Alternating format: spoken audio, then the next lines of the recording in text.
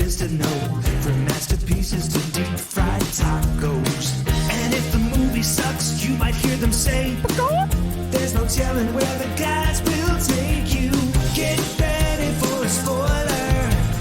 Won't say it twice, cause we already warned you. Better watch out, it's gonna ruin the plot. Real spoilers. Real spoilers.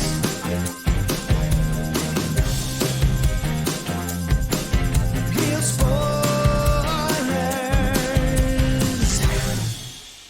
Broadcasting from the lush but not lavish studios located in the basement of the O'Keefe Institute for Advanced Film Snarkitude, this is Real Spoilers, episode 753, Weisenheimer, the Mo Howard story.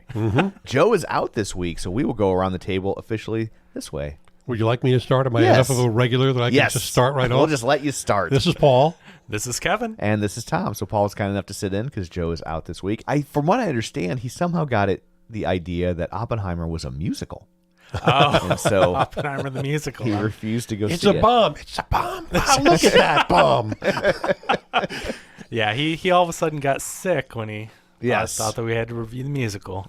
So I guess before we dig in proper, let's just do shameless plugs. Don't forget we're available on Apple Podcasts, Spotify, Google, iHeart, TuneIn, wherever you find a podcast. You can find us. While you're there, be sure and follow us so you never miss an episode. Maybe leave us a review. That's always super helpful. You can find us on Facebook at facebook.com/Real Spoilers. While you're there, like the page, join the group. It's called the League of Show Sharers because we're hoping you'll share an episode. People who were kind enough to share an episode last week include Gus Butisi. So See, when Joe's not here, his dad shares the show. We don't know why that is. We will let you draw your own conclusions. Gabriel Lugo, Glenn Cougar, Mellon Brewer, Chris Valls, Ralph Tribble, Travis T. Witt, Chris Magic Man, Tom Dowdy, Tammy Lynn Powers, Betts, Phil Timon, Heather Sachs, Dissect That Film, Brent Smith, Christopher Rex, Taylor Ward, Julianne Jordan, Edit Photo Gamer, Ryan Terry, Vertigay, 314, Invasion of the Remake, Spoiler Piece Theater, Mike and Oscar, The Film Bee, Ronnie Castle, Nostalgia Cast, Feel and Film, Geek to Me Radio, Binge Movies, and Matt Naglia. So thank you very much. Wow, your sharing list has gone exponential. Yeah, over it's the getting years. larger. It's great. great. Yeah, it's nice. Congratulations. And we had a good movie last week, too. Like, that's Yeah. Barbie they're Yeah. all sharing. So people Yeah. were very excited about it. That also seems to play a role. So we're going to start having Joe do it in song form, yeah. you know? Like how Dan used to create new songs for any We'll do new, a whole. We'll do the Pirates of Penzance. Yeah. I am the very model of a modern Modern Major General. Major General. We'll have him do that with it. They used to do that on Tiny Toons. Joe would get that reference, but Yes. on Tiny he would only understand that as a Tiny Toons. That's well, yeah. Yes, it's a not as Tiny Toons. Yeah.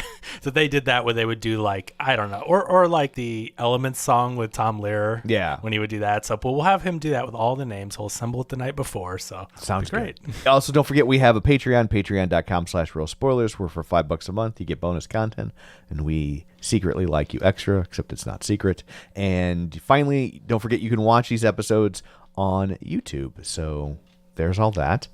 Let's dig in, since there's no Joe who has to synopsize this monster of a movie. You know, I think this is one that maybe doesn't need to necessarily be synopsisized. I don't think Christopher Nolan synopsisized This it. is Kevin saying, not me. Yeah. But the way that it jumps around in time and all that. Yeah. But I you know what? I was thinking, so this movie's 3 hours long, and I don't know about you guys. To me, it did not feel 3 hours long. It did not, but you tell me. I think it felt like it was a brisk 2:45. I like this movie. The way people are jizzing all over it, I don't get. I don't either. I think that it's okay. I definitely don't think it felt like a 3-hour movie, but I also didn't walk out of there feeling like, oh my God, has it already been 3? I didn't do that either. But So I got my work cut out for me, is what you're saying. I think this movie is not a masterpiece. I think there's a lot of good stuff in this movie, and there's a lot of weird stuff in this movie. And a lot of wasted time, too. Yeah. Christopher Nolan is an auteur. Yeah. Auteur is a French word, means doesn't edit enough. Yeah. Is that what that translation he's the is? Judd Apatow of drama. And the frustrating part is I feel like he was really trying, right? Like I feel like the first 45 minutes of this movie plays like a trailer for this movie. I felt like there wasn't one scene where anybody talked for longer than 4 seconds. It was just like you'd get this burst of like this happened, and then now you're over here and this other thing happened. Well, so the reason and why I wanted to ask you guys that I think it didn't feel like 3 hours is the editing. I think that if you would have had people sitting in a room and it went chronologically and they're just talking and talking and talking, I think you would be like, man, this is long. Jumping around between his point of view to Strauss's point of view to black and white to color. To me, I felt like I was keeping engaged. I was following it, but I had to do a little work to. He did a really good job, I think, of letting you know where you were at in time. Like I was never confused when it bounced around in time about where I was at in time. And there's a lot going on, so I think they did a good job, and it kept you engaged. I think he was trying too hard to have like take a historical drama and have like a twist at the end, like surprise, Robert Downey Jr. is the bad guy. And I really liked it because I don't know that story. Yeah. I'm not super familiar with the history of it all. Obviously the Cliff's Notes of it, but I didn't know all that, and I didn't know about Strauss, and I didn't know about these hearings and the communist stuff, like all the goings on and his affiliation. So to me, I felt like I was getting this kind of history lesson, but it was really engaging. I think Cillian Murphy's performance was phenomenal. And honestly, everyone, this cast is stacked from top to bottom. I agree. But when I say that he's not a good editor, I don't necessarily mean the film.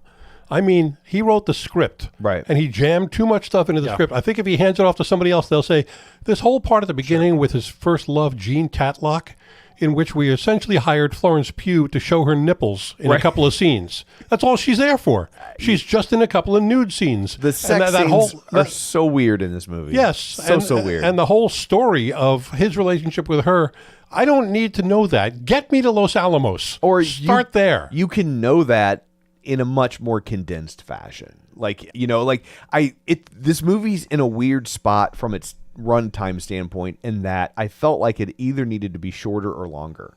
Like, because when you start introducing some of these ancillary characters, they have very interesting stories too. Yes. And I'm like, this might have made a really, really good miniseries. Yeah, limited series on Netflix. Yeah, like 9 or 10 episodes where you can take one of these other scientists. This week, Edmund Teller. Right, yeah, and like go down that rabbit hole because there's some interesting things, and there's some interesting things that get completely left out. Like I forget which guy it is, but the guy who they're working with the radioactive ball and it falls and he catches it and he's just like, well, I'm like I'm dead now. Like he's like, you can't touch this thing, and he's dead in 2 weeks. And he spends the whole 2 weeks basically letting them watch what happens when you get radiation poisoning, right? Like he's like, because we don't know yet. So he's like, okay, you're going to put me in a room and you're going to watch what happens and log as much as you can, so maybe you can help the next guy. And like, it doesn't even touch on that story, which you do get in Fat Man and Little Boy. I'm glad you mentioned that, because before I wrote my review for my website, I went back and I watched Fat Man and Little Boy, which, for those of you who don't know, Paul Newman plays John General Cusack. Groves, and he hires Dwight Schultz, Face from the A-Team, who's playing Oppenheimer, to run this whole project. And he brings in other people, including John Cusack and John C. McGinley and a bunch of other people. And it's a story about they went to Los Alamos and made a bomb. That's the whole movie. It's like the middle part of this movie. Correct. And I didn't mind what came after that in this movie, which we'll get to. But it's that first third, that whole, him going through the academic history of where he was and the whole Einstein thing. Okay. To me, I don't know, because the implications of what he did are obviously so unfathomable for a human to be able to reconcile with. And I think to show him, to humanize this character so that we remember, well, this guy that created this horribly destructive, amazing, catastrophic thing was a guy, and then he had to live with that. And I think the Florence Pugh stuff helps to humanize him, but also they have to connect the story with the communism and the reason why they thought that he was, that was like one of the smoking guns of like, oh, well, you went back to see her and you're in contact with her, a known communist. And then also, obviously, her suicide, quote unquote, was questionable because she ends up dying, but she's like in front of the tub, face down, and then they even show in the movie like he's picturing what happened. I think it's like a flash of it. You see a glove or something, like someone put her head in there, but it's not like you see the murder. You see him imagining like there's something weird about this going on.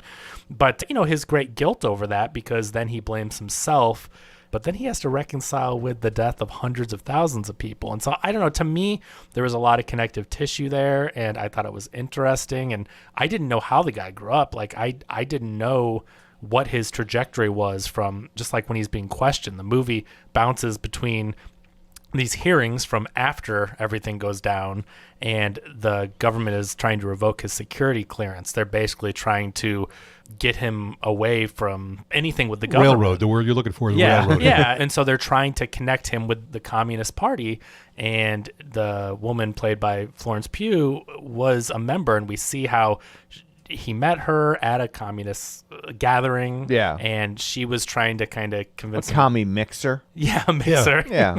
Here's a bowl of punch. Here's commie punch. We're joking about that, but there were a lot of men whose lives got screwed up because they tried to get laid. Right. Right.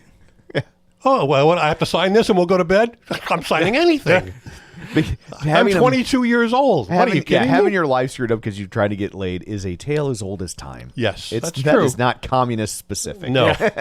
So, we follow her, and then obviously his great regret. Like, it just didn't work out between those two, but they had that connection. And I don't know. To me, it was interesting. I didn't know about his life coming up, and so I didn't necessarily. If they would have just started at Los Alamos and the Trinity test, like, I would have felt like I didn't know much about Oppenheimer, because I knew nothing else. But I feel like there was a way that they could relate those pieces of information to you without spending an hour doing it. Yeah. Like, I'm sure there is. Yeah, certainly. I was honestly more interested and appalled by them just dumping their kids off on somebody.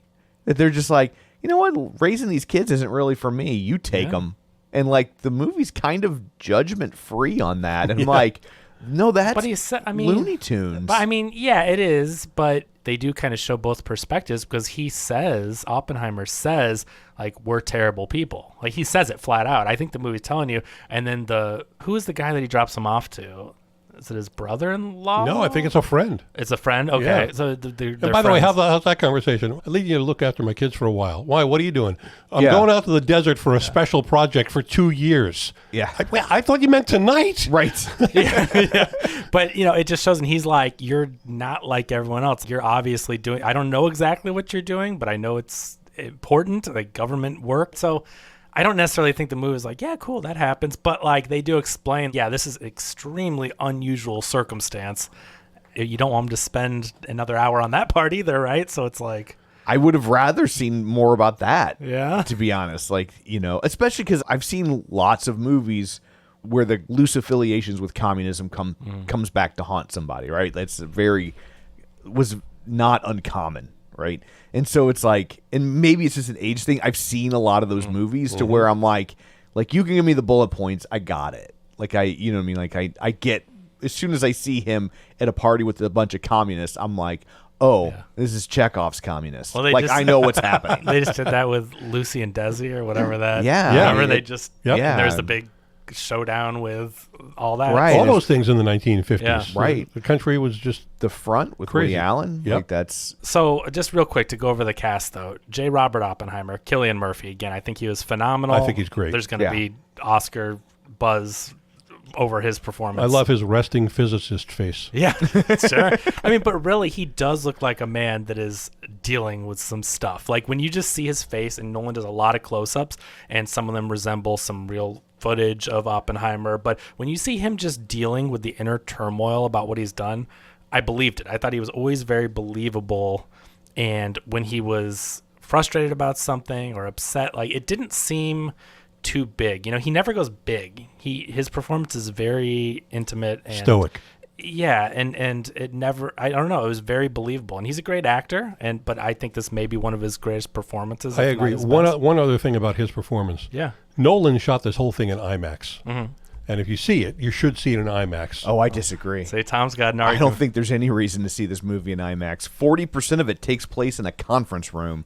Like, there's one scene I think that benefits from IMAX. The Trinity test. Yeah, but Yeah. the rest of it is just like they're in boardrooms and conference hearings and like in shabby rundown offices. I'm like, I don't get why people are like, you have to see this in IMAX. Well, tell us, Paul. What do you think? I just thought for the Trinity test alone, Yeah. it was worthwhile, which is the explosion when they first tested an atomic bomb in the desert in New Mexico. But also there were some amazing vistas of that area when they weren't inside all looking at a blackboard like we're on an episode of The Big Bang Theory. But here was the thing that I found interesting. IMAX is not made to be used for close-ups.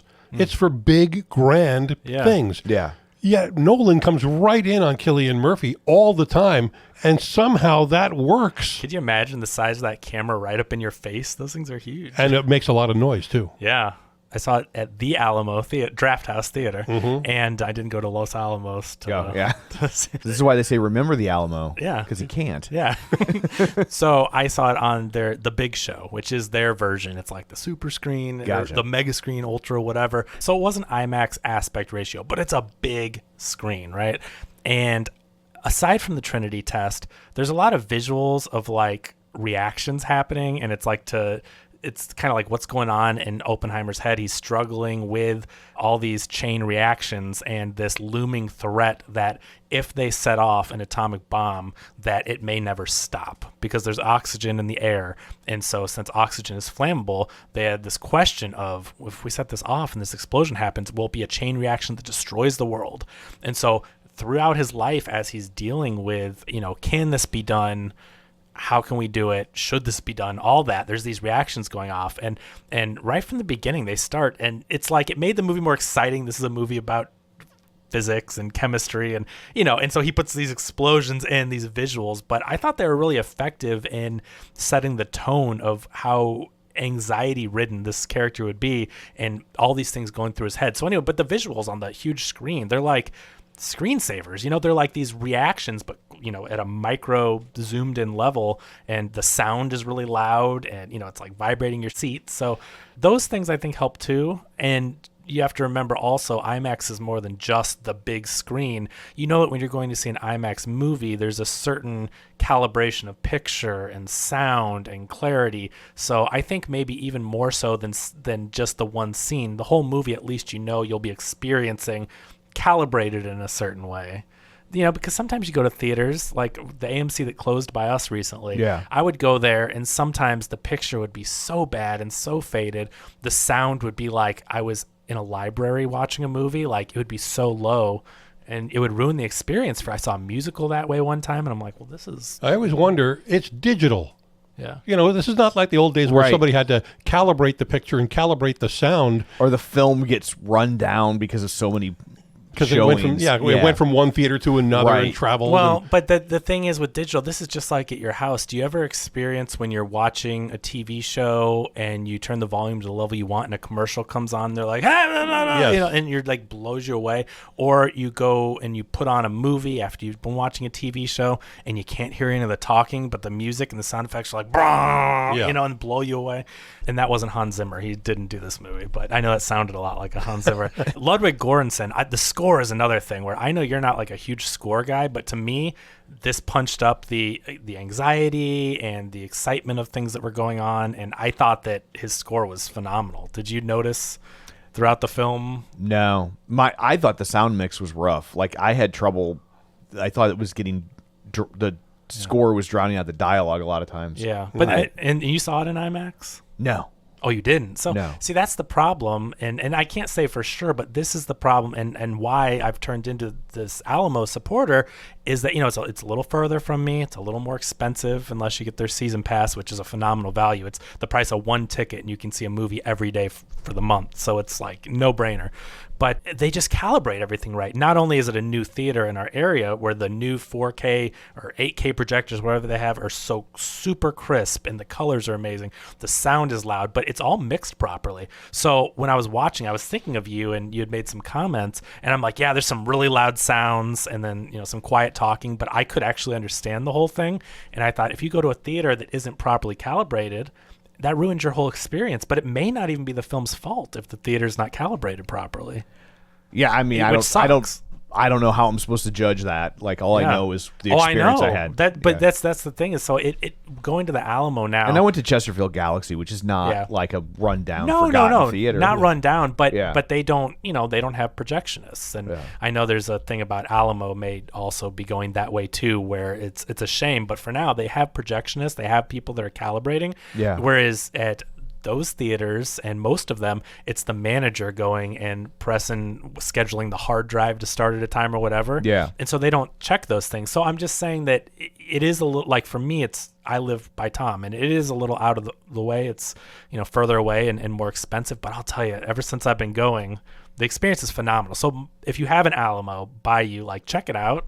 I know Joe goes there, and he goes there every time now. And my other friends that I see movies with sometimes, Brad, the Brad Hyan rule. I don't know if that will throw off the Brad Hyan rule. He goes almost exclusively to Alamo now. So everyone that's gone, it really is a different experience.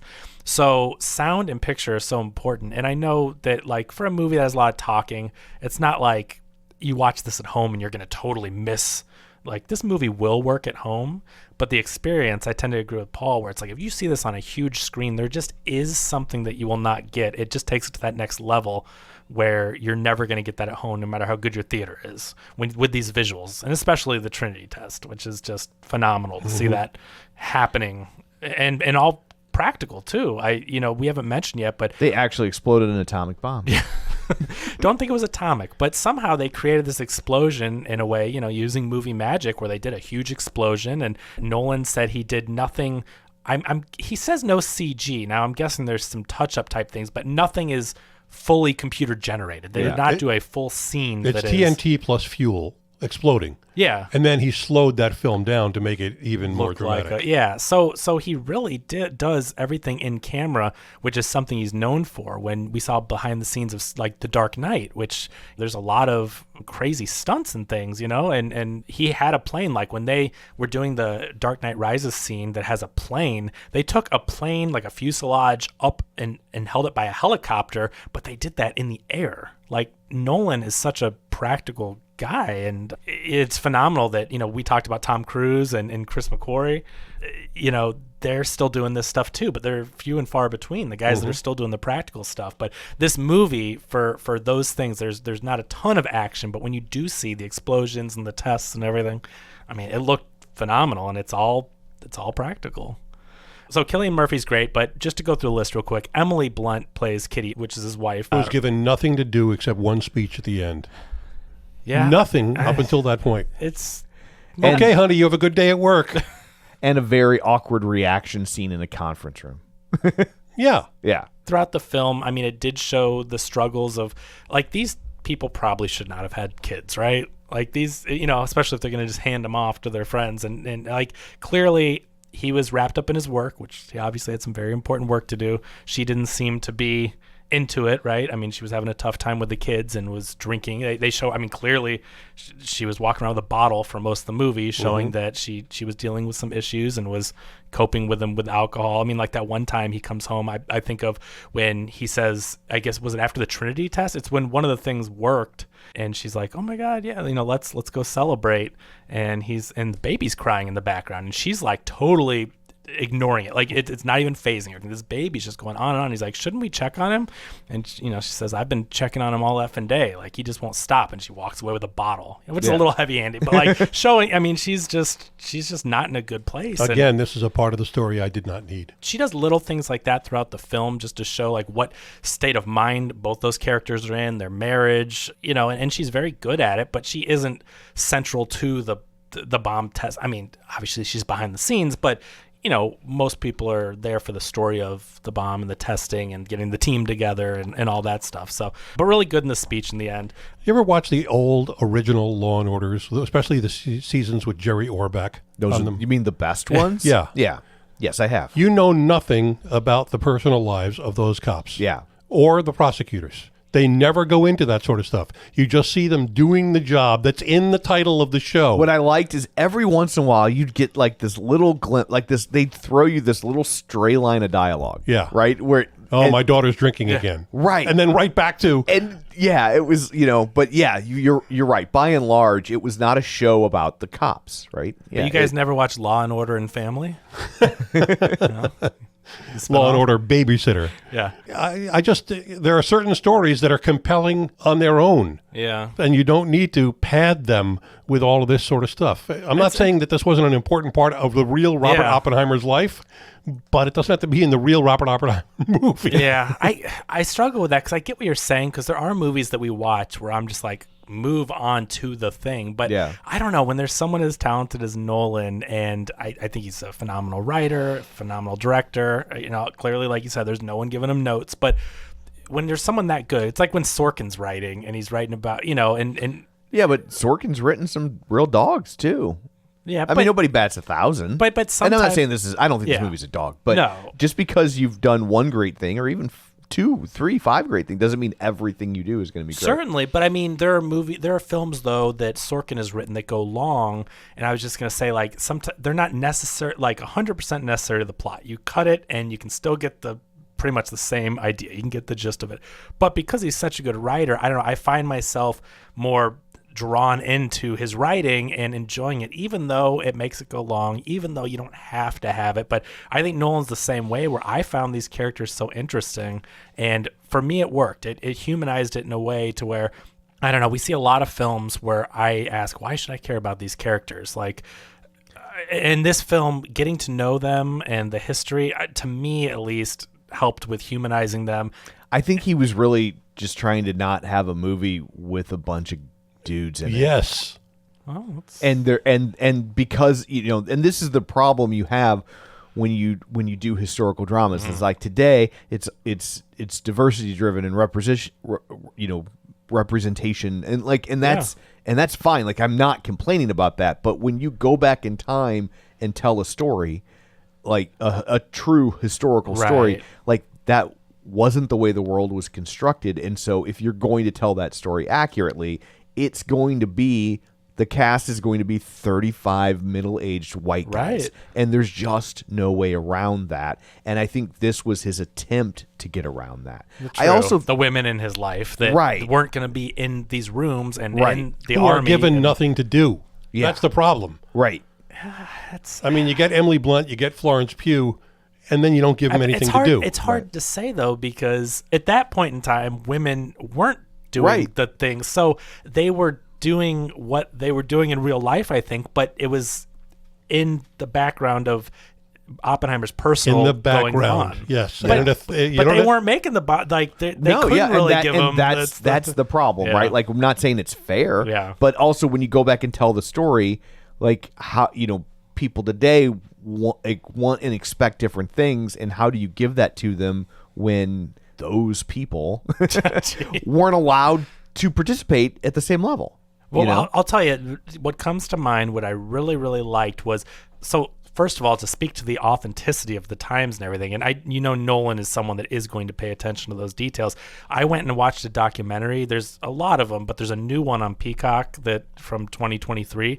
And when they were going beat by beat and talking about stuff in Oppenheimer's life, and it was so close to the film, where I'm like, Nolan, this is, to me at least, not as a historian, not as an expert or someone that studies Oppenheimer, but watching the documentary and the real life stuff and the footage, and then watching the film, I'm like, holy crap, this thing is very true to... I'm not an expert on Robert Oppenheimer, but from what I can tell, like, this seems like one of the most straight historically accurate films that's come out of Hollywood. Like, normally they take wide liberties, right? And this is like, I think the only other movie I can think of that, from what I understand, is this historically accurate is Clint Eastwood's Flags of Our Fathers. Like, that, from what I understand, is like dead on. Gotcha. Yeah.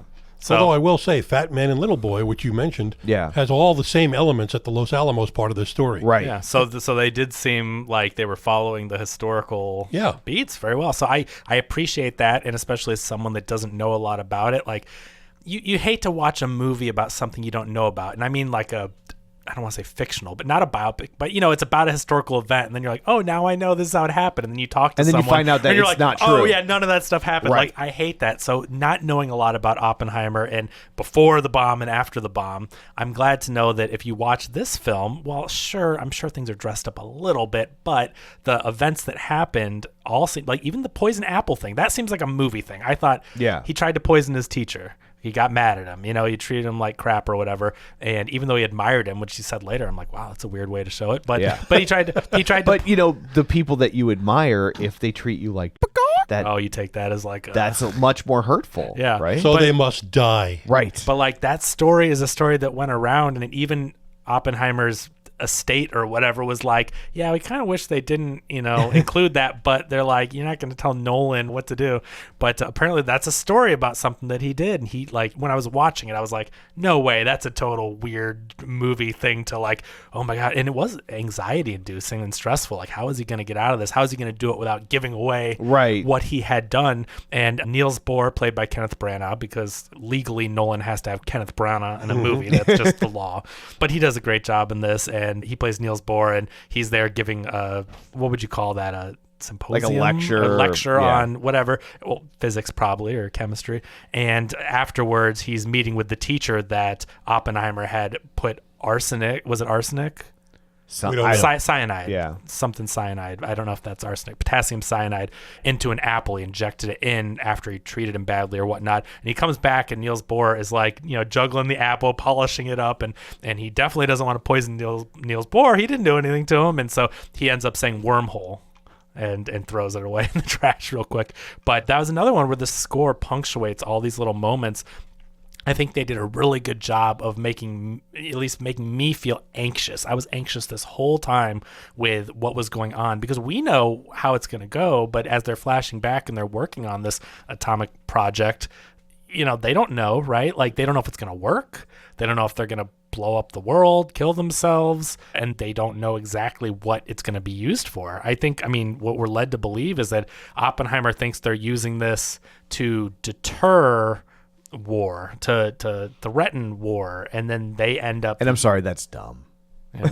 when he's like, but I mean, he can be dumb, Yeah. right? Like, you can be really smart in one area and really Naive, dumb in right? another. It's the nice But when way. he's like, you need to tell the Japanese, they're not going to believe you. Yeah. If you're like, hey, we've got this really big bomb that's never existed before, and if you do something like. They could send them the Trinity test, right? Like, there's footage of how destructive. That's our small little Okay, test.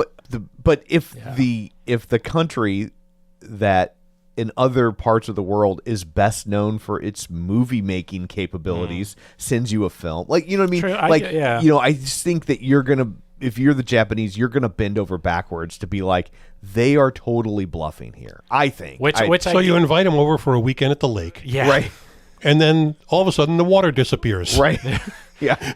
Well, And to the point of the Japanese, like, I do find it frustrating that, like, there is really no part of the story that truly explores the impact that had in Japan. Has there ever been a movie about how Japan came back after Hiroshima and Nagasaki?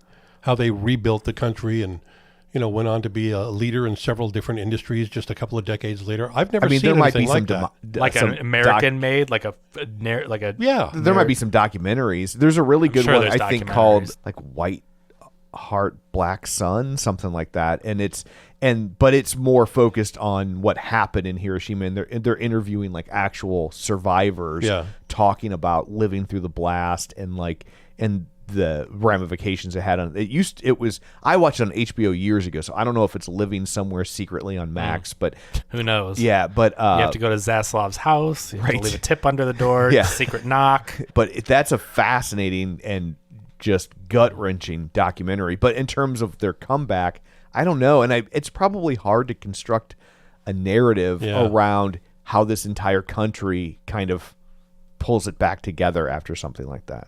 But Yeah, but I can't think of any feature that goes into like there's no famous one. Oh yeah, that starred whoever. Like I don't know. Yeah. But the documentary, the Oppenheimer documentary, does go into that, and you hear from survivors and family members and the destruction and seeing death and bodies in the streets and bodies floating in the water and just all the terrible ramifications. But I get what you're saying because I hear some of those complaints, but this was a story about Oppenheimer dealing with But if he's dealing with the aftermath, then maybe you could have a passing reference to the math.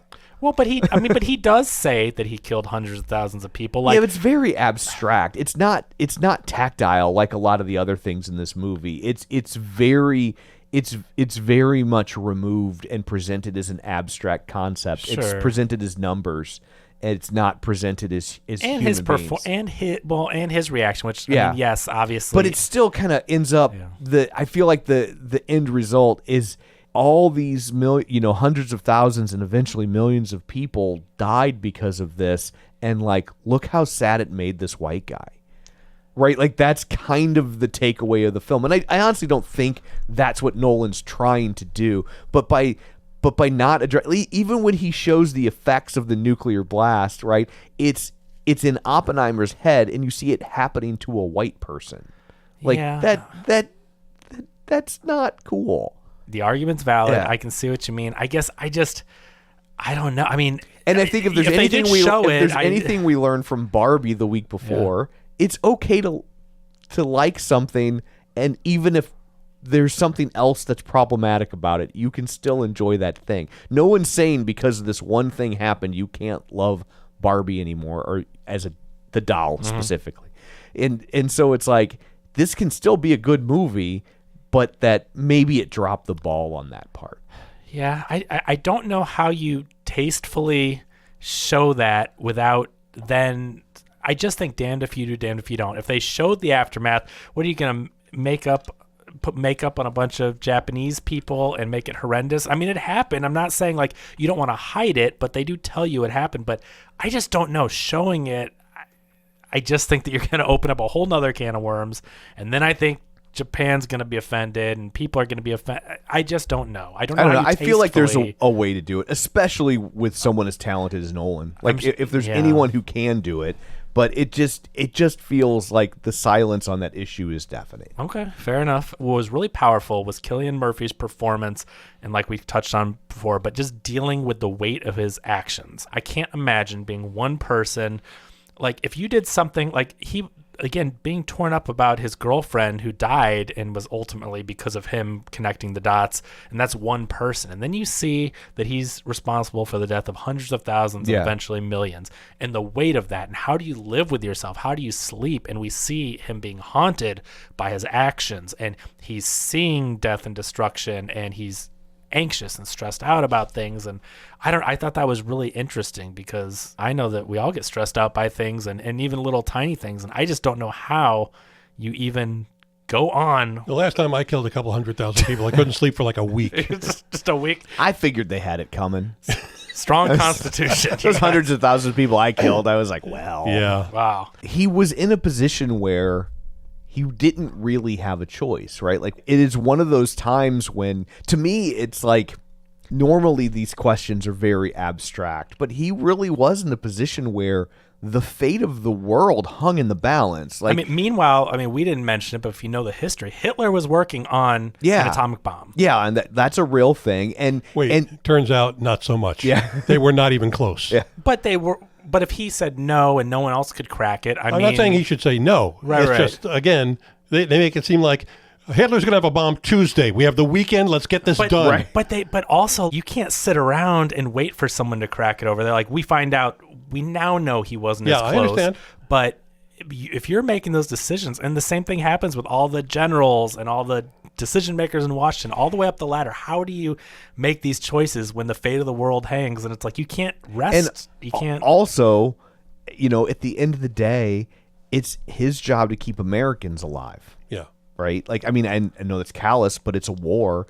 And, how many people they were expecting to die if they staged an invasion of Japan. Like, I sent Kevin an article about it. Like, They made so many Purple Hearts for the impending invasion of Japan that never occurred that they're still handing out those Purple Hearts to this day. From 1945? Yes. Yes, it's Wow. insane. What was the number? It was like they have like 100. They made like 500,000 Purple Hearts, and we still have like 120,000 left. Wow. So I mean, it's the That's insane. Like, so Yeah. it's like, so he killed a lot of people. He kept a lot of Americans alive. Now he killed a lot of Innocent civilian people. women, children. He wasn't, he wasn't killing soldiers. Yeah. So I mean, I'm not trying to be like, so what you gonna do? But that's all the question. He killed, right? So Right. like, he the thing he invented killed. Exactly. No- But I think- nobody goes around saying, we don't get a biopic about Smith and or Wesson.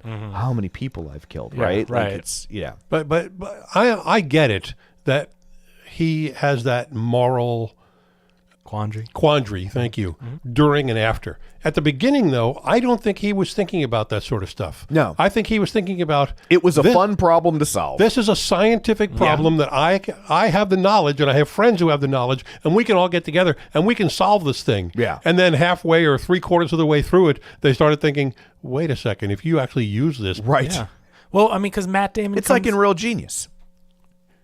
You end up with all that popcorn. Yeah, but in Real Genius, they have that moment where they're like, well, if you're inventing this laser, what possible purpose could it serve? Yeah. And like, and Chris Knight is like, well, I mean, it's not my job to figure out a reason for it. Like, they just said, make the thing, and I make the thing. And they're like, but they already have a reason for it, right? Like, But I mean, that's why I think also the beginning part is important as, yes, it may be a little bit drawn out, but it's, I think, to show that Oppenheimer was doing his science stuff. It's not like this movie started, Oppenheimer's like, I'm going to create the greatest weapon that ever existed.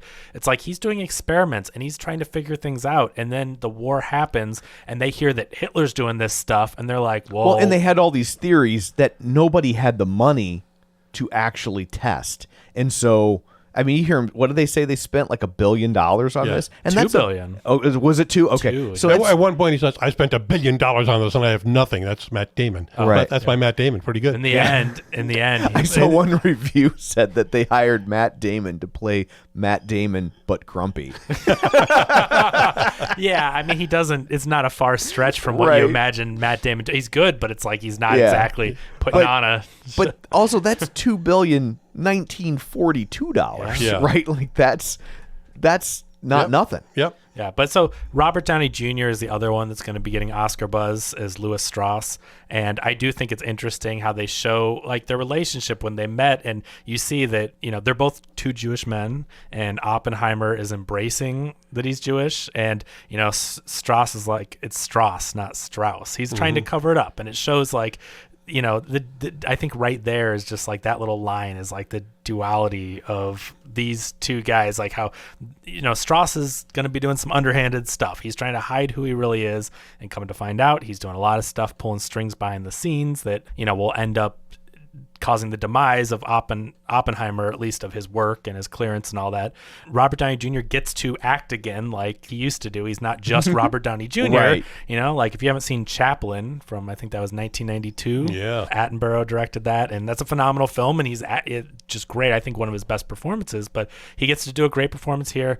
Alden Ehrenreich, Han Solo, the new Han Solo. I can't ever. I can never say his name. Alden Ehrenreich. Jason Clarke is one of the guys that's interviewing him, who's really good. Tony Goldwyn is in it. We talked about him. He showed up on that plane movie. Remember? He was the damage control.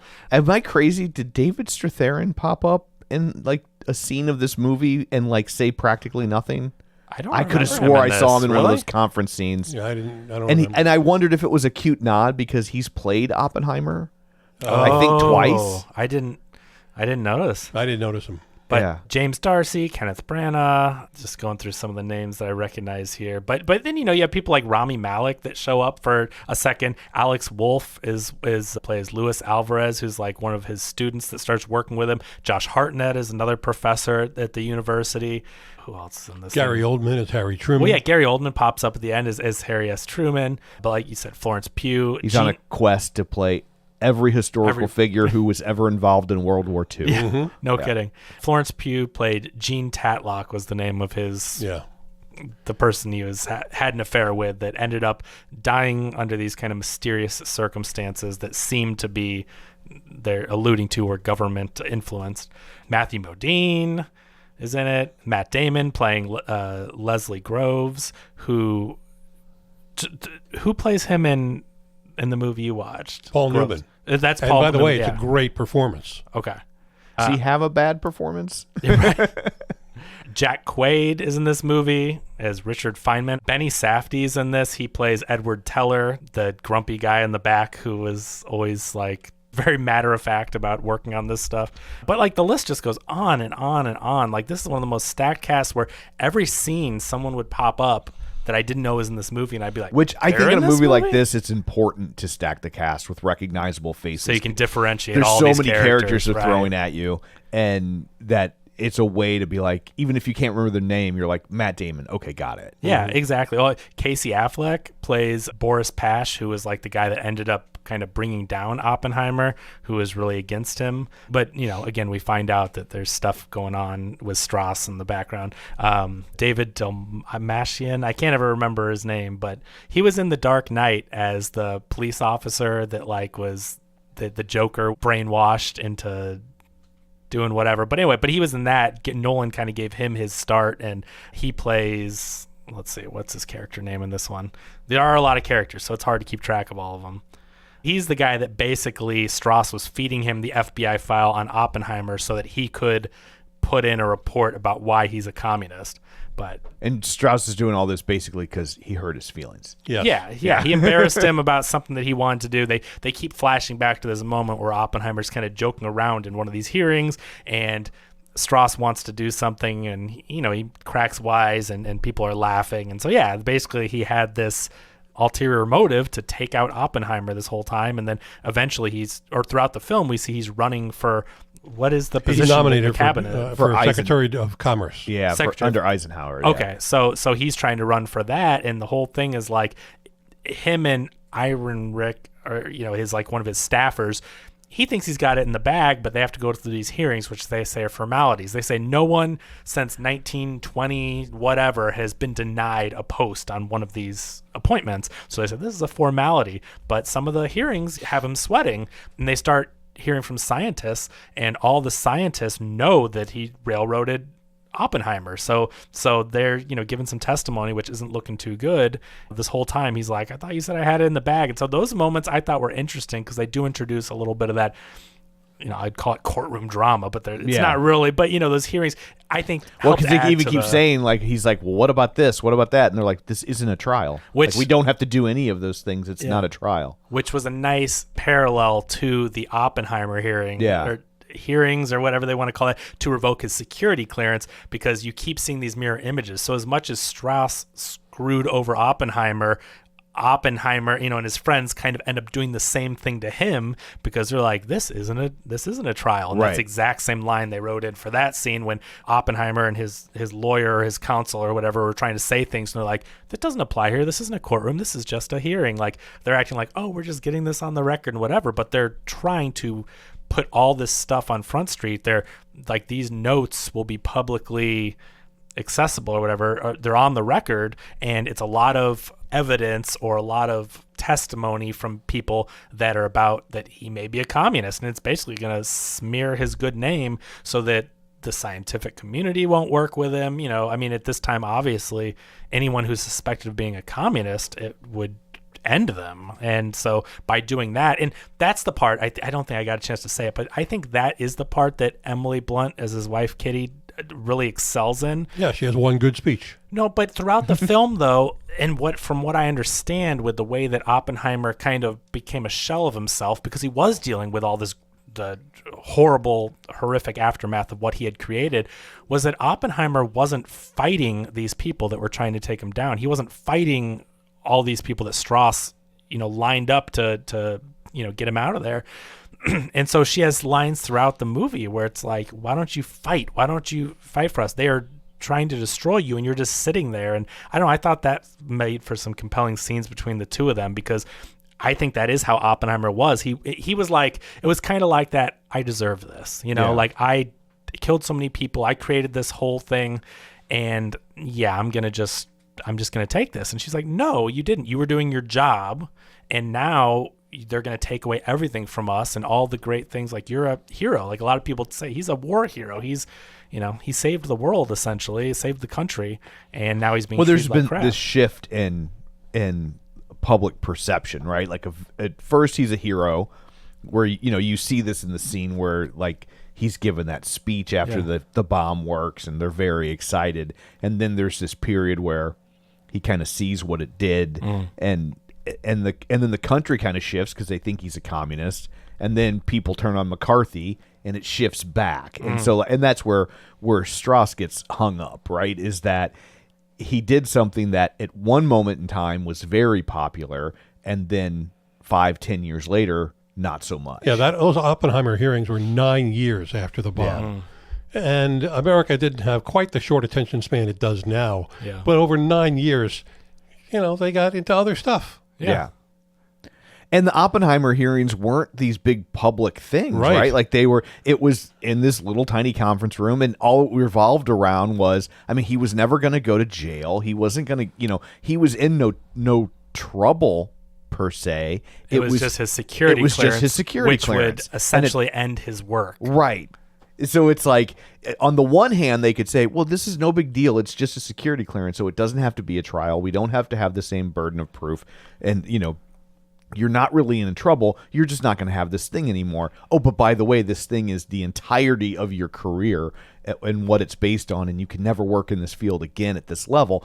But, so it is a very punishing thing if he were to lose it, but they can also distance it and say, well, we're not saying he's a bad guy. We're just saying better safe than sorry because, we love America. All right, let me ask you this. I thought that Robert Downey Jr. was very, very good as Strauss. Did we need his story? If he's not in this movie, if we don't have the Strauss character in this movie, how does it change? Well, it's a very different movie, right? Because Strauss is what gives the movie... I know this is going to sound really dumb considering we're talking about the building of an atomic bomb, but it's what gives the movie stakes from a personal standpoint, right? Like, this is what's endangering Oppenheimer's career, and then you get the Strauss getting his comeuppance, right? Like, this is the kind of emotional narrative that this movie's constructed. But I think the communist stuff would have come back to haunt him without Strauss being the guy with the fork in the side pushing it along. I think that hearing in 1954 happens with or without Strauss. But I guess, being historically accurate, I think Nolan wanted to tell this story of how he got railroaded and Strauss was the guy doing it. And so I do think that it gave it compelling emotional stakes, but also I think it's historically important also to show you how there's a line in the movie, and I can't remember exactly who it is that Oppenheimer is speaking with, but when he's getting the team together, because there's a getting the team together type thing with all the scientists and all the students and people from all over, and he tells one of them, these physicists, they don't want to work for the government. They're doing research. They're trying to write papers and advance science and all that stuff. And Oppenheimer becomes the figurehead and is trying to enlist them. And he's like, why are we doing this? And they're like, aren't you worried? You have these communist ties. They're going to use that against you and all this. And he's like, no, they're they need us. And they're like, until they don't. Right. And which I think is very important because it shows how people are chewed up and spat out. They're used for as long as they're useful, and then they'll turn their back on you. And he saved the entire country and maybe the entire world. Yeah. And then you have these guys in the government trying to take away his clearance and smear his name. And it's like, that's the kind of treatment he gets as a war hero, and who Nolan refers to, and I think even in the film, as the most important person to ever live. And here they are 9 years later trying to take away his security clearance, and they know it's BS. They know they're planting evidence basically against him. And so I think that's an important story to tell. I think it's important for especially younger people to see it because I think there's this notion that, like, well, we used to be better. And it's right. It's like, back in the good old days. Yeah, and it's like... Yeah, make America great again. Right. I back saw in this, the good old days where we all had our own drinking fountains. Yeah. I saw this with my grandma, and then afterwards we talked, she goes, everyone used to refer to the good old days and look at under the constant threat of nuclear war and all that stuff going on. It's just funny. She mentioned the same thing, like the good old days, quote unquote. Yeah.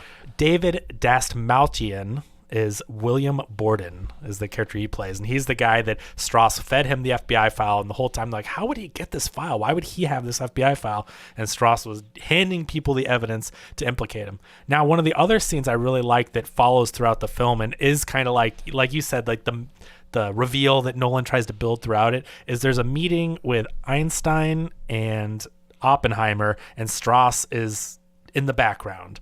And he doesn't know what Oppenheimer says to Einstein, but you see this moment from far away, and the movie bounces back and forth. I don't know if we mentioned it, but the black and white stuff is from Strauss's perspective, and the color stuff is from Oppenheimer's perspective. So Nolan doesn't use black and white and color for passage of time. Like Memento, he uses it where Guy Pearce is like trying to remember things, and then it's present time, then it cuts back to the past and it's black and white. So this is kind of a different narrative from perspective, which I thought was interesting. But we first see Strauss sees the Oppenheimer-Einstein conversation, and we see this replay over and over again. And when Einstein leaves and starts walking towards Strauss, he ignores him. He doesn't even look at him. And so this is another time where Strauss says, oh, that Oppenheimer, he has something out for me. He's turned Einstein against me, all this stuff the whole time. And then I really like it with Eigenreich, whatever, his staffer says, like, what if they didn't even mention you? What if it wasn't even about you? Like, I think that shows how we can get so wrapped up in our own lives and how we're the main character of our story and we're so self-important. And insecure. And insecure, what are they saying about me? I mean, that's something that everyone does. Like, it happens all throughout real life, is like, oh, I bet they're saying something about me, or oh, I bet whatever. And I tell my kids all the time, yeah, you wouldn't be worried about what people are saying about you if you realized how seldom they did. Exactly. That's great. And so I really like how this is just a classic story of hubris of Strauss and having this, oh, he's got it out for me. He's got, he's going to try to turned Einstein against me and all that. And really, it's a really good conversation when we actually end up seeing it. So in the beginning, before the bomb, before all that stuff, Oppenheimer came to Einstein with all these formulas that the Benny Safdie character, again, it's hard to keep track of all the names. For sure. Movie people know Benny Safdie. He plays the guy that was, they were all important, but he did the mathematics on the problem of, if we have this atomic explosion, will the air catch on fire? Will the oxygen ignite? Will it set off a chain reaction that never stops? Yeah. And so destroy the planet. All the physicists are gathered around like, oh my God, this is huge. This is crazy. Like, is this really going to happen? And so Oppenheimer brings the formula to Einstein. He says, can you take a look at this? Can you run the numbers? Because we think, whoever figured this out, and we think that it could possibly end the world. And so he comes. I love Einstein. I love Einstein here, where he's like, I'm not really good at math. Yeah. Like, I'm not a math guy. Yeah. Well, and I think that also it's kind of interesting because Einstein wasn't a part of this project, right, because they thought that he was past his prime. There's that scene earlier, which they also mentioned in the documentary, or something I watched touched on it. But, Einstein was one of the greatest mathematicians ever. And when they ask, maybe Oppenheimer or someone asks him, why aren't we getting Einstein? He's like, he's the greatest mind of our time. And he goes, no, he was the greatest mind of his time. Like, his time has passed. He's not capable of doing this stuff we need to do. Yeah. And so, they bring him this stuff, and he's kind of like, yeah, I'm not really involved in this. And, you guys, not so in so many words, but, this isn't really my strong suit. That conversation where by the lake, where his hat blows away and Strauss is walking towards him, it ends up, he basically says, do you remember when I gave you this formula? And Einstein's like, yeah, of course I remember that. And he's like, I asked you if we would set off a chain reaction that would destroy the world.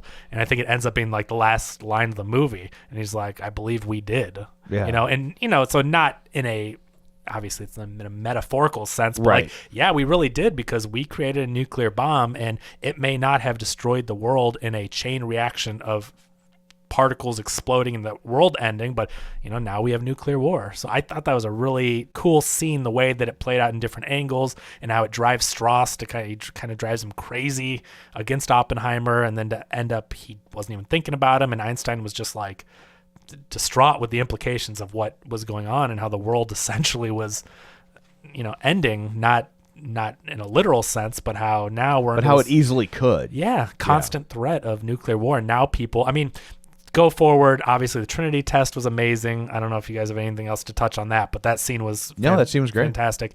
And then obviously they end up doing what they do. They drop the bombs. He has a tense meeting with Truman, and I heard this was the fictionalized part. This is one of those moments where where he hands him the thing. He's like, I've got blood on my hands, and Truman hands him a I read an handkerchief. article that said that there's been several different descriptions Okay. of this meeting, but this is one of them. Like this is Okay. that like Truman talked about it in his biography or autobiography, and I just heard the handkerchief thing was a dramatization. what I read was that they're not sure. Okay. That like Okay. there are that I think that the question is it maybe puffery by Truman after the fact. Okay, yeah, that's what I'm- but I think Truman did call him a crybaby, but not, or he said I don't want this guy in my office crying or something like gotcha. that. But I don't think he said it when Oppenheimer was in earshot. But he had no patience for the level of pussitude. Well, 'cause, that like- Oppenheimer was displaying. Because Truman's taking credit, and he's like, "I just ended this war, and I just saved the country, and all this stuff." And then Oppenheimer's coming in with and also it's probably a little bit of insecurity on Truman's part because Oppenheimer created this thing they used, but then Truman had to make this call. And I mean, you need the guy with the PhD to build it, and you need the guy that barely graduated high school to deploy it. Right. Like that's. And then take full credit for it. You didn't drop the bomb. Yeah, I dropped the yeah. bomb. But he's right. I mean, But that's also, I feel like, a little bit of chest puffing too, where like if Truman doesn't act that way, he's going to have to actually reflect on what he did, Yeah. right? Because he did kill hundreds. I mean, he's saying, "Oh, I saved hundreds of thousands," but if he doesn't say that, he's going to think, "Well, I killed hundreds of thousands." I And think technically the bombardier and the Enola Gay dropped the bomb. Yeah. Of course, if he had chose not to, what would that life have looked like? Yeah. right, You know. and that is why I think this film is so, Fail safe. Yeah. That's such a good movie. With Slim Pickens writing the bomb down. I think that's well, why that's Strangelove. that's Oh, Dr. that's Strangelove, right. I'm Yeah. sorry. Failsafe is like the serious version of Strangelove. Right. With Henry Fonda Yeah. and Larry Walter, Hagman. Walter Matthau. And Yeah. I think the Benny Safdie character, and he wears those glasses when they're doing the Trinity test. I think that the main character, maybe it's the Peter Sellers character, is based on that real life person or something. I read there's some connection between that character and why you get like those goggles, which are I think kind of similar to the Strangelove glasses Yeah. that you always. I don't know. There's a connection there, but I didn't read enough into it. I will say this about Oppenheimer. I can't think of, aside from The Imitation Game, a movie that was about scientists trying to solve something. Okay, I'll give you Hidden Figures. Hidden Figures. Is probably up there as well. Yeah. But if you take out anything to do with space, because The Martian, I guess you Okay, could because throw I in was going to there say too. Apollo 13. Yeah, but if you take out anything to do with space, Okay. is there any other movie about science? Like there's a no Discovery. There's no. Well, we're gonna get rid of smallpox. We're gonna get rid of. There's no Right. Jonas Salk popular movie or any of that. This is not one that is on the level of those other ones you mentioned, but there's one that Katie and I watched with Claire Danes about a person that was researching autism, and she was autistic, and she Yes. invented a lot of Oh, the Temple Granger. Yeah. the Temple Granger. Temple Yeah. Granger That- HBO movie. That's a good it movie. was really good, but it's Yeah. an HBO movie, and I don't think a lot of people have seen it. But that had a lot of science. It wasn't physical reactions, but it's a science of. I think that's maybe the closest that I can think of that was really good that wasn't space related. But there aren't many. Because before I went to see this, I was thinking about that on the drive to the movie theater, and I thought, who is this movie for? I mean, I understand it got caught up in the Barbenheimer hype and all that, but I said to myself, who's going to go see a movie about scientists, as Tom said, sitting around and talking? Yeah. But man, a lot But of they people did. did. I mean, a huge number. it's I'm huge, yeah. shocked at how many people have gone to see this. It opened to like 70 million. Like Barbie did 120. I thought it was 80. Yeah, I thought it was End up closer doing to 80. 80. I thought I read 80. I yeah. mean, and because Nolan is one of the last filmmakers that opens a movie based on name alone. Doesn't matter what it's about. You see the new Christopher Nolan movie. Tenet only got buried because it was during COVID and people weren't going to theaters. But because you could point to Tenet, and Tenet's his lowest critical rating, and the box office wasn't great. But we were in very weird it was times. very weird. If times. Tenet, I liked Tenet. I thought Tenet was a lot of fun. I love Tenet. I think it got just the whole situation because he was trying to get people to go to theaters during COVID and the whole politicized nature of it. Well, and it was it was kind of over, but not really. And I think they thought this would be enough to get people back, and it wasn't. And people were mad because it was clear that it wasn't completely over, and people were still being cautious. Yeah. And he's like, nope, release this movie in theaters. So he caught a lot of guff because of that, and rightfully so. I get the argument, but the point is, Tenet is a weird situation. That's an asterisk because it's real. But other than that, Nolan opens a movie. It doesn't matter if it's about scientists, and people showed up for it. Did you see what the second week? I heard the second week did really well. Let me see if I can find I have the Friday and its second week it did 13.4 million. So this movie's still making a ton. Barbie did 29 million on Friday. Oppenheimer did 13.4 million.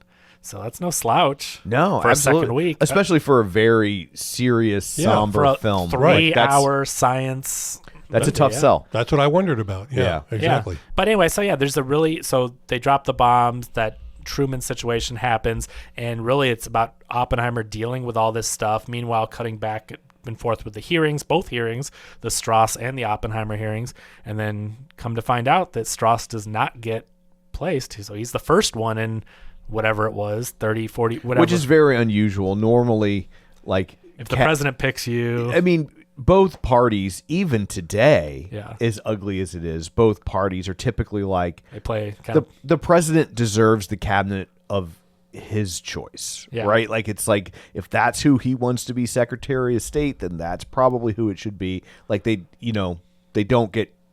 They tend to rubber stamp that, unless... you really have to do something to make yourself not land on that cabinet. For sure. I was just trying to look up real quick if I had the weekend projection. While you do that, one of the things that'll be interesting, because I think Robert Downey Jr. will probably win an Oscar for this movie, especially because he'll be in the supporting category. Okay. And so he's a big actor, a big name with a long career. Hollywood loves him. If he gets the nomination, I don't see how he does not win. With a solid performance. Like, you absolutely. Can't, this isn't necessarily a gimme. No, not at all. But at the same time, like, in another set of circumstances with a different actor, I don't know that it's a foregone conclusion, but he's checking all the boxes, right? So if he wins this Oscar, he will be, to the best of my knowledge, the first SNL cast member to win an Oscar. Wow. Yeah. Like, that's I believe he was the first ever nominated. People forget that he was on SNL, but a horrible season. Horrible. Yes. Maybe the worst. I mean, it's like between that and the Gilbert Gottfried year. Yeah, I was going to say Charles Rocket, but same season. With when Jean Dumont took over, right? Yeah. Tina Fey has a Tony and Golden. I guess she had never got an Oscar though. She's got a lot of awards, but I guess not a... Yeah, I'm sure she's got an Emmy, and a Tony. But she's not an EGOT. Yeah, okay. And so if he would be the first SNL cast member to win an Oscar. That's interesting, because there's so many comedians that have taken the serious route in their later years, and I mean, Dan Aykroyd was nominated for... Was he nominated for... I think Driving Miss Daisy? Best Supporting for Driving Miss Daisy, because he had a real good shot, and Bill Murray's been nominated a couple times. Right, I'm just so surprised, and especially you think like Bill Murray might win for a Wes Anderson movie or something, like to eventually that's really interesting to think about that it hasn't happened, because there's been so many great actors to come out of SNL. I mean, even Sandler's put in great performances, like Punch Drunk Love. Sandler's done some serious stuff besides Uncut goofy Gems. stuff. Uncut Gems, there's the other one. So Rob Schneider. Of course, Deuce Bigelow. Was that? He was just. How about nominated. this? Has there been anybody who played a superhero? Not counting Heath Ledger, who was the villain in a superhero movie. Has anybody who played a superhero gone on to win an Oscar? Not for that role, but just for anything. On to an Oscar. Did Michael Keaton get one for Birdman? Oh, that's a good question. Did he win the Oscar? I know the movie. The movie Best did. Picture. Yeah. Okay, you'll have to look that up. So box office, we'll jump around here for a second. So Barbie in its second week, 88.6 million. Barbie had the highest opening of the year, the highest opening ever for a female director, and in its second weekend only took a 45% drop. Yeah, and by the way, any other movie, 45% drop off, that thing's dead. 45% drop off with 88.6 million this weekend. Oppenheimer in its second weekend, 50.8 million, a 38% drop from a huge opening as well. Wow. Haunted Mansion opened to 28.8, so half of Oppenheimer in its second week. Mission Impossible in its third week, is it? 13.3 million, which is a 31% drop. So I mean, it's dropped quite a bit. I think it's the fourth weekend. Oh, is it its fourth? I think there were 2 weeks between Mission Impossible and Oppenheimer Barbie. So I mean, so it third. So what's coming up soon that will knock these two off the top? The Ninja Turtles movies next weekend are just going to be huge because that's going to be a nostalgia, kids, all that stuff. If Barbie had 88.6 million, I'm trying to think, what would it do if it dropped another half, let's say 40 million? Would Ninja Turtles open higher than 40, 50? It's a kids movie. It's a big property. I think it probably will. I think Ninja Turtles will be number one.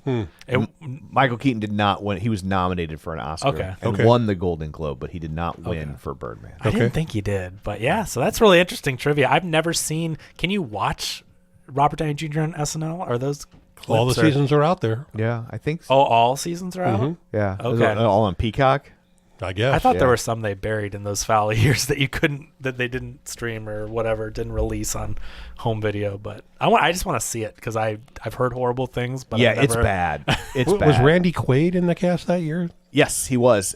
So that was the year. So they were coming off the year where they brought in all ringers, right? Billy Crystal, Billy Martin Crystal, Short, Martin Harry Short, Shearer, Harry Shearer, right, Christopher right. Guest. Yeah. So they bring in all ringers, but all those guys did it, and they all were very successful. They didn't need to do this show, and so the idea was, well, we'll do one just because we've always wanted to do it, right? And so we'll do one and done. And so when they couldn't re-up any of them, they were like, well, let's bring in ringers again. And so they brought in Randy Quaid, Anthony Michael Hall, Robert Downey Jr., Joan Cusack. Was this a Lorne Michaels year? No. So this is when he was gone. So Damon Wayans. He was not a name yet, but and so pre in Living Color.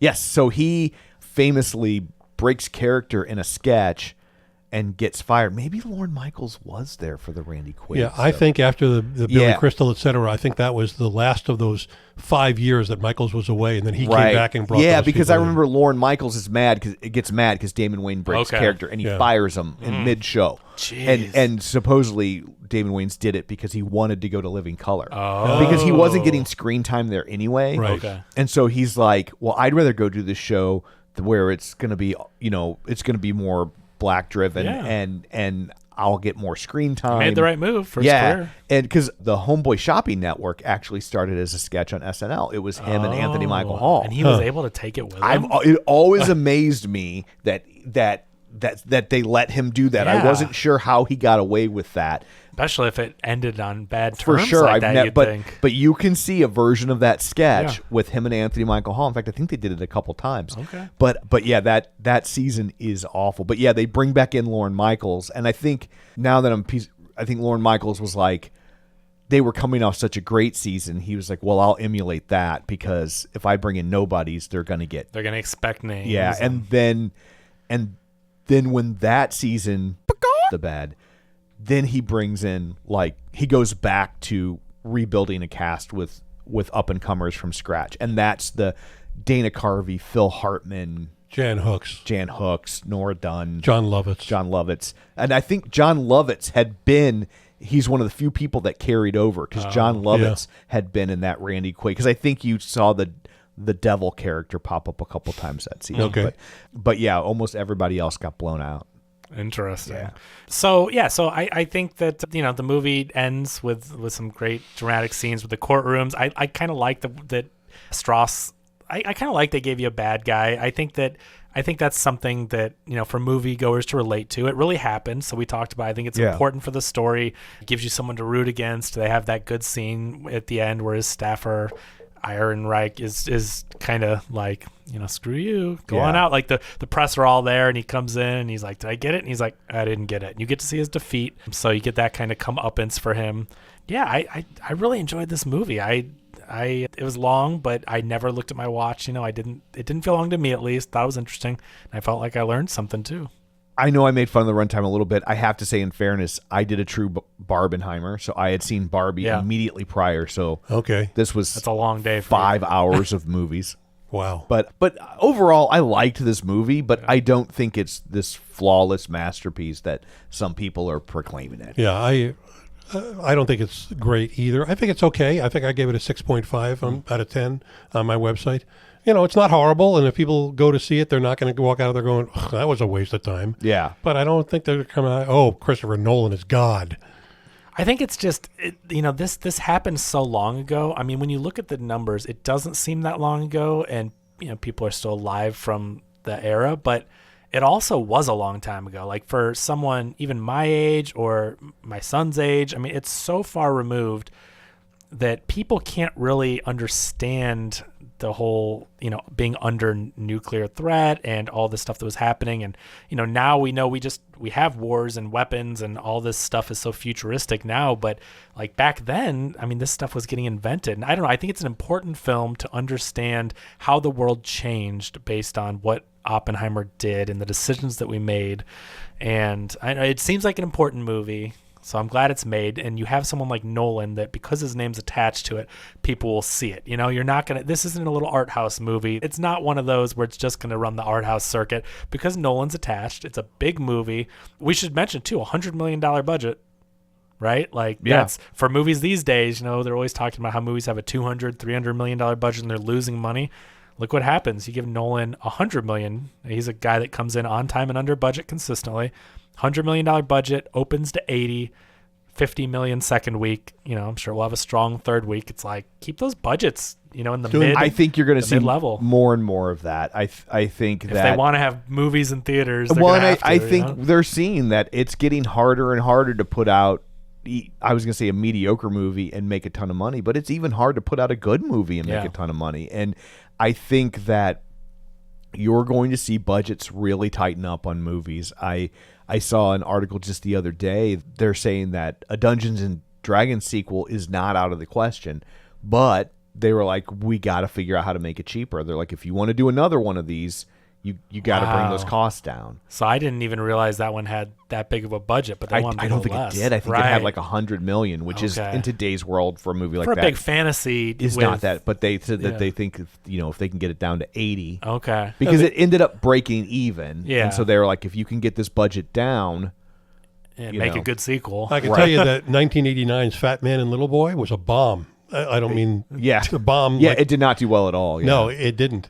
My question is, what was the last non-IP movie? A movie not based on existing intellectual property. I know this is based on a book, but that's not what I mean. I know what you mean. Mission Impossible. Barbie is an IP. Barbie. Right. Marvel obviously is all Indiana Jones, all the superhero movies, all of that. Has there been an original movie that did anywhere near this in years? Boy, I really have to think. I mean, Everything Everywhere All at Once. Oh yeah. is probably the most recent I can think of because that is very original. Yeah. Now, I don't know, after the Oscars and leading up because of the Oscar buzz, I know that it was like re-released and in more theaters and went wide after it was getting the buzz. So, it didn't have a huge opening, but it did have one of those that it had legs. That was a big hit. But in the long run. But I it didn't make this much, but for its small budget, remember that's an A24, right. So they do pretty small budgets, and it made tons. Like it was a huge multiplier on its budget. So, I mean, I know it's a sequel, but it's a sequel to a non-existing IP. But Avatar, I mean, he created that from whole cloth. Mm-hmm. But if you look at 2022, I think the first movie that's not off of a pre-existing IP comes in at number 14. It's Nope. You have at number 1, Top Gun Maverick. I'm just going to go and starting at number 1 and work backwards. Top Gun, Black Panther, Doctor Strange, Avatar, Jurassic World Dominion, Minions, Batman, Thor, Spider-Man, Sonic the Hedgehog. Now that's the top 10. Coming in 11, Black Adam, Elvis, which I think you could argue is an IP at this point. Uncharted, which is a video game, in case you're unfamiliar. Mm-hmm. I'm not. And then Nope comes in at 14, Lightyear at 15, Smile at 16, which is a horror movie, but is an original as far as I know. Okay. The Lost City, not an IP, but it's basically a remake of Romancing the Stone. And then Bullet Train, which is not an IP, but is a John Wick knockoff. Oh, yeah. And so Bad Guys. So you start to get into some non-IP stuff, but Bad Guys, the animated? Yeah. That's a book. Is it a book? Oh, It's a okay. kid's book. You know what? I'd give him a pass if it was a book. Yeah. Because book So to people movie is so read. different from movie to sequel True. movie. True. For sure. Or comic book to movie. Yeah. Yeah. But yeah, Fantastic Beast, DC League of Super Pets, and then 22, Where the Crawdads Sing, which is also a book. yeah. But Black Phone. Black Phone's original. I mean, well, and that's a short story. It was a short. but, I would say it was a book. It was a short but not. story. But would you call that an IP? That's not IP though. No. Not an IP. Yeah. I mean, that's like saying To Kill a Mockingbird was IP. Right. Yeah. Sing 2, Scream, Morbius. I mean, almost they're everything. all everything. Almost everything. Which is why, like, the head scratcher. Why do they just make sequels? And it's like for the business. Well, there's two sides of that. One is that's the only thing that's in the theaters, and the other one is, well, we tried to make middle-level comedies, and nobody went to see a $30 million movie. Yeah. So Everything Everywhere All at Once had a $14.3 to $25 million budget. So we'll call it $25 million. We'll just say that was what it was. So it opened. Its domestic opening was only $500,000, right? So very small opening. It's an art house movie, limited opening, $500,000. It ended up with $77.1 million domestic, $64 million overseas, $141.2 million on a $25 million at the highest budget. So sometimes they take off like that, and so that's probably maybe one of the most successful. Yeah, that's returns. a great example. Yep. Yeah. But again, like money wise, like to make hundreds of millions of dollars off original IP, like it didn't break 200 million, and Oppenheimer in 3 weeks will break 200 million domestic without the benefit of hot dog fingers. Yeah, without, right? Which, I mean, that's just make everything better. But yeah, I think it's great that when a director of Nolan's stature can attach his name to an important film, and a film that has so much to do with the world we live in and a historical significance, can attach his film and again elevate it from this is a really good art house story that is important to now you've got a lot of people seeing this and a lot of people that maybe never knew anything about it. I guarantee, kids, teenagers, 20s, they're showing up to see a Nolan movie, and I bet you they know nothing about the history of this, right? It seems unlikely. Yeah. Yeah. So I mean, that's what's cool is that he can do this, and because he could just make more Batman movies or Tenet or his original ideas, but like he thought this was important to tell. Yeah. Back to SNL real quick. It was season 11. Okay. It is available on Peacock. Okay, wow. And there were a couple cast members that carried over into the next year. John Lovitz, Nora Dunn, and Dennis Miller are all in that. Damon Wayans was a featured player, but not a full cast member. Gotcha. Okay. So, but yeah, it is all available on Peacock if you want to go check it out. So, and it was really bad. Yeah. Oh, I should also say, in terms of SNL history, it's that is the season with the first Black female cast member, Denitra Vance, who I think out of that season has the best sketch called That Black Girl. And it was a parody of the show That Girl. And for people that aren't familiar with That Girl, it was a show from the late 60s starring Marlo Thomas as a single gal in the city. And it always had a cold open. And the cold open always ended with somebody being like, oh, you know who we need? We need that girl. And then the camera would zoom over on her and it'd be like her doing something cutesy and then opening credits and off to the races. Yeah. Okay. And the premise of this sketch is like she's auditioning for something, and they're like, we need that girl, and then like nothing happens. Like you're expecting the camera to do all that, nothing happens, and it's like all white girls and Denitra Vance, and they're like, which girl would that be?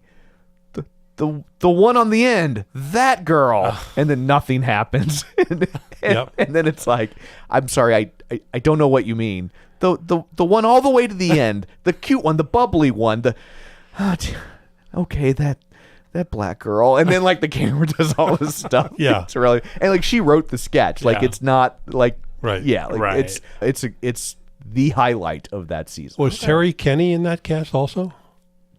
I think he was the first out cast member. Oh yeah, SNL. Terry Sweeney. Yeah, Terry Sweeney. Yes, he is in that season as well. Yeah, because I remember he does a sketch where, oh no, that's the season that Ron Reagan Jr. is on.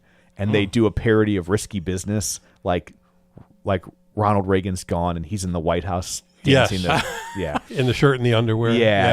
So we are off on a tangent, which is what we do. So sure. So anyway, that's it for this one. Let's go around the table and everyone can say where to find them. This is Paul. You can find me on my website, harrisonline.com. This is Kevin. Follow me on Twitter at KevinRBrackett. And this is Tom. You can follow me on Twitter at Roger Kubert or on Facebook at facebook.com/Tom O'Keefe. You can find the show online at facebook.com/Real Spoilers. While you're there, like the page, join the group.